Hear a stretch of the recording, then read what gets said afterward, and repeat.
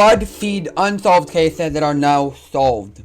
There are 5 cases from Buzzfeed Unsolved which have now either been fully or significantly solved, and we're going to begin by looking at Forrest Fenn's treasure, which finally came to a full conclusion back in June 2020. Ryan and Shane investigated the mystery 2 years prior in September 2018, during which they explained that world-renowned treasure collector Forrest Fenn had hidden an actual treasure chest somewhere in the Rocky Mountains, which contained over $1 million worth of valuable antiquities.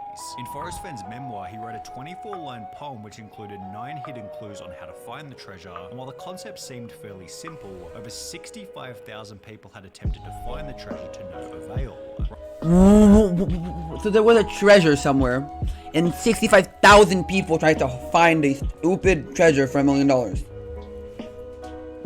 Okay.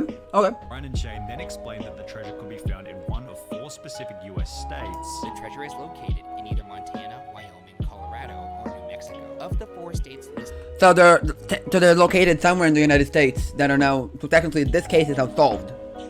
But like, we don't know what is happening to this case, right? Or, that's just watch the video. by Fenn, I tend to lean towards New Mexico or Wyoming. Wyoming, because a majority of Yellowstone National Park resides within that state, and Yellowstone was a place where Fenn spent his formative years camping with his father. And although Wyoming seemed like the most likely location for the treasure, the boys eventually settled on looking in New Mexico, flying to the state with over a month's worth of research under their belt. Ryan and Shane looked at 3 different locations in New Mexico, put up with bad weather and rough terrain, and at one point even thought that they had found the treasure. That right there. Look, there's a box. What do you mean there's a box? Right there. Look. Is that a box or just a very square rock? That is a very, very square rock. However, the trip ultimately ended with the boys leaving empty-handed, I think we may just have to come to terms with the fact that we're not going home with treasure. and the location of Forrest Fenn's treasure remained a mystery. That would be until approximately 2 years later on the 6th of June 2020, when the following post was made to Forrest Fenn's personal blog. It was under a canopy of stars in the lush forested vegetation of the Rocky Mountains, and had not moved from the spot where I hid it more than 10 years ago.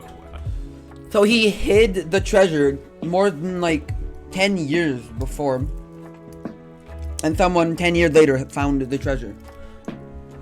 That doesn't make any sense. Look, so let's read it out here.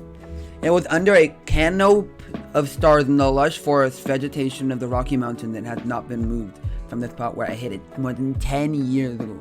That just sounds crazy, bro. That just sounds crazy. I do not know the person who found it, but the poem in my book led him to the precise spot. I congratulate the thousands of people who participated in the search, and hope they will continue to be drawn by the promise of other discoveries. So the search is over. Look for more information and photos in the coming days. So it was just all rigged. Just so one guy can get $1 million. The hell was the point of that? Forrest. As promised, this photo showed up on the blog in the days that followed, before these 2 were also posted, confirming that the treasure had in fact been found. 1 month later, it was revealed that the treasure was found in Wyoming, which was one of the 2 states highlighted in the Buzzfeed Unsolved episode, although not the state that the boys eventually went to. 6 months later, in December 2020, the person who had found the treasure finally revealed himself as 32-year-old medical student Jack Stoof, who coincidentally used to be one of Buzzfeed's writers. Jack had found out about the case in 2018, the same year that Ryan and Shane investigated it. Wait, so a BuzzFeed employee found the treasure. That's just weird. That's weird. Nah, just. And stated that he thought about it for at least a couple hours a day every day since he learned about it, also adding that he planned on selling the treasure to pay off his student loans. The treasure went up for auction on the 13th of December 2022, and after a whopping 1,643 bids, eventually sold for an impressive $1.3 million US. And while it took over 10 years for someone to eventually find the treasure, this is nothing when compared to the boy in the box, who was recently identified after 65 years of mystery. Ryan and Shane covered the boy in the box back in August 2017, with the major details being that in 1957, a box was found on the side of a road in Philadelphia, Pennsylvania, which contained the body of a boy between 4 and 6 years of age. So there was a boy in Pennsylvania at the age of 6 or 4 instead of a box. Okay, that's all we know right now. The box had serial numbers on the outside, a blanket on the inside, A serial number and a blanket in the inside. Okay. and items of clothing scattered around it. However, despite having access to numerous pieces of evidence, authorities were unable to identify who the boy was. For this reason, the boy was buried with a gravestone reading America's Unknown Child, which accompanied a sign on the street where the boy was found reading, "This unknown child became known as the boy in the box. He has never been identified. His case remains open. He is now called America's Unknown Child." So, he's the boy in the box, and now it's called America's Unknown Child. That's okay. His body had been exhumed on 2 separate occasions in 1998 and 2019, with the goal of running his DNA through genealogy databases. The 1998 test was unsuccessful. However, by 2019, testing had become significantly more advanced, and while the victim's DNA was so degraded that it took 2.5 years of work to be able to extract enough data to perform the genealogy, on the 8th of December 2022, the boy in the box was identified as Joseph Augustus Zarelli. His DNA was uploaded to genetic databases, which led detectives to relatives on his mother's side. After poring through birth records, they were also able to identify his father. They also learned that Zarelli's mother had 3 other children. Police refused to speculate So he had brothers, or like he had a brother or sisters, and then he was. I don't get it. I don't really get it. who killed Zarelli, I'm but joking. they noted we have our suspicions, meaning that while this identification is extremely fresh at the time of making this video, it's possible that the case could be fully solved sometime in the near future.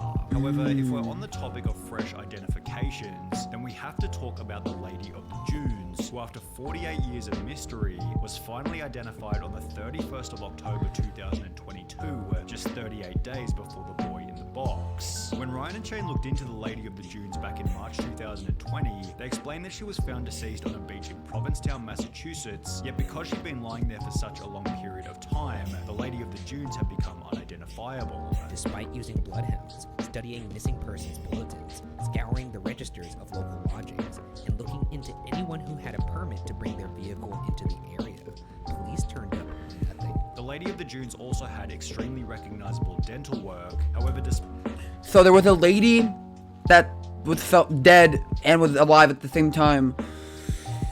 This is confusing my brain. by this and numerous different police sketches, nobody knew who she was. Similar to the boy in the box, the Lady of the Dunes was exhumed for DNA on 3 separate occasions in 1980, 2000, and 2013, although none of these resulted in her identification, leading the boys to state this. For that to produce no kind of DNA evidence of like who this person is, it's kind of insane to me because 1974 is not that long ago. No. You would think that DNA would be fresh enough that you could figure out this person's identity. What Ryan and Shane didn't know at the time was that within 2.5 years, the Lady of the Dunes' unknown son would undertake a DNA test with Ancestry.com, providing genealogy databases with enough evidence for the Lady of So a guy went on a website to find information about the Lady of the Dunes. the Dunes to be identified.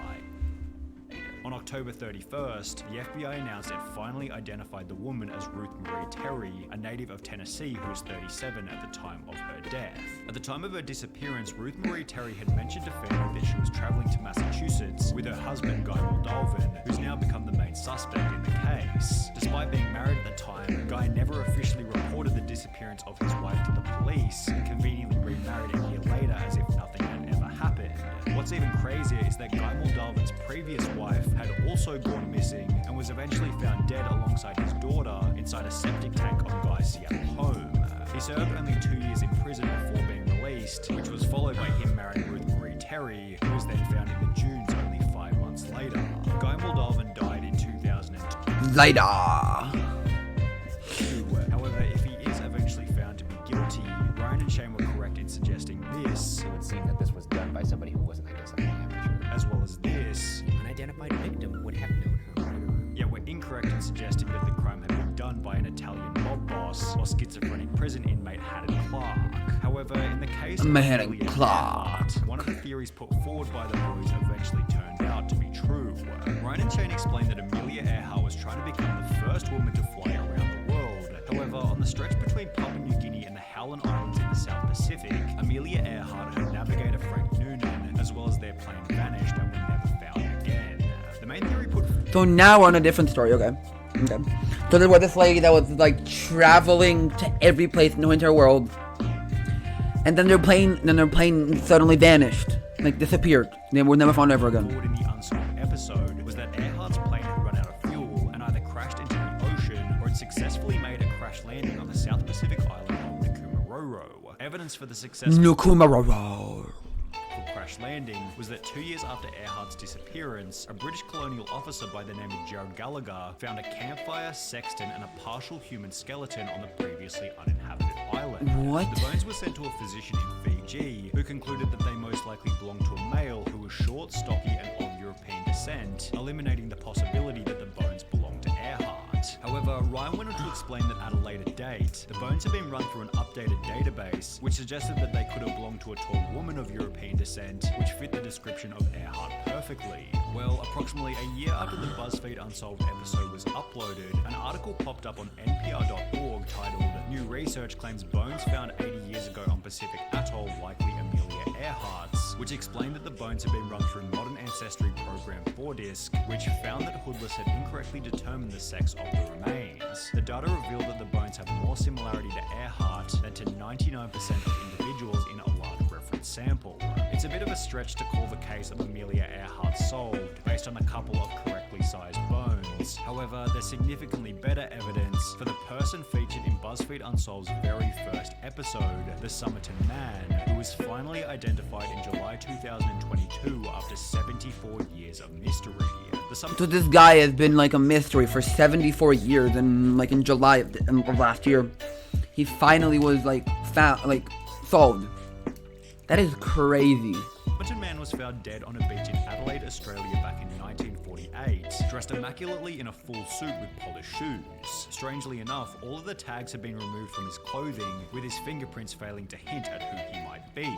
The case became even weirder when a torn piece of paper was found sewn into his pants, with the Persian phrase "tamam shud" written on it, which translated to "it has ended," with the case reaching even deeper levels of weird when someone brought in the book from which the paper had been torn, explaining that he found the book in the back of his car, which was parked near Somerton Beach. When the boys revisited the case in season 6, they talked extensively about the University of Adelaide professor Derek Abbott, who was seemingly the most determined as well as the closest to figuring out who the Somerton Man was. Well, it will be only 2 years and 3 months after this Buzzfeed Unsolved episode that Derek Abbott would finally achieve a breakthrough using the Somerton Man's hair.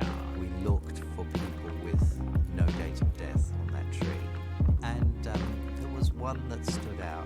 By using the DNA of a distant cousin living in Melbourne, Derek Abbott was finally able to confirm that the Somerton Man went by the name of Charles Webb. It was at this point that we knew that Charles Webb was the Somerton Man, and we'd finally cracked it. It's not the Somerton Man story now.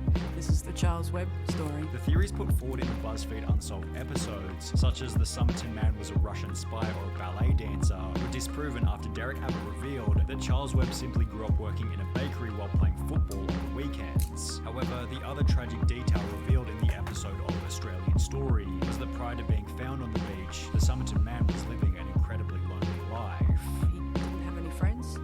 Not at all a happy person. Turns out that So this guy was missing, found, and now we're talking about him. I don't know what happened to this guy. This guy is just a whole video of the mystery, bro. Charles loved to write poetry, and his favourite subject that he would write about was death. This story turns out that it's not This guy's favorite subject was death.